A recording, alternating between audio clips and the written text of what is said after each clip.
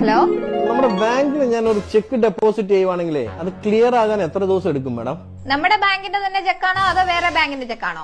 Other ബാങ്കിന്റെ ആണ് madam. അങ്ങനെയാണെങ്കിൽ 3 ദിവസം എടുക്കും. നിങ്ങളുടെ ബാങ്കിന്റെ ഓപ്പോസിറ്റ് ബിൽഡിംഗിലുള്ള ബാങ്കിന്റെ ചെക്കാണ് മാഡം ഞാൻ ഡെപ്പോസിറ്റ് ചെയ്തത്. അതിനെന്തിനാണ് മാഡം 3 ദിവസം? സാർ, ഇതിനൊക്കെ ഓരോ ഫോർമാലിറ്റീസ് ഇല്ലേ? നമുക്ക് ആ ബാങ്കിന്റെ ഫോർമാലിറ്റീസ് അനുസരിച്ചല്ലേ കാര്യങ്ങൾ ചെയ്യാൻ പറ്റത്തുള്ളൂ. എന്ത് ഫോർമാലിറ്റി മാഡം? ഒരു ഉദാഹരണം പറയുവാണെങ്കിൽ, സാർ അത്യാവശ്യമായിട്ട് ഒരു സ്ഥലത്തോട്ട് പോയിക്കൊണ്ടിരിക്കുകയായിരുന്നു. ആ പോകുന്ന വഴി ഒരു ശ്മശാനത്തിന്റെ അടുക്കൽ എത്തിയപ്പോഴത്തേനും സാറിന് പെട്ടെന്നൊരു ഹാർട്ട് അറ്റാക്ക് വന്നു. സാർ അവിടെ തന്നെ കുഴഞ്ഞു വീണ് മരിച്ചെന്ന് വിചാരിക്കുക.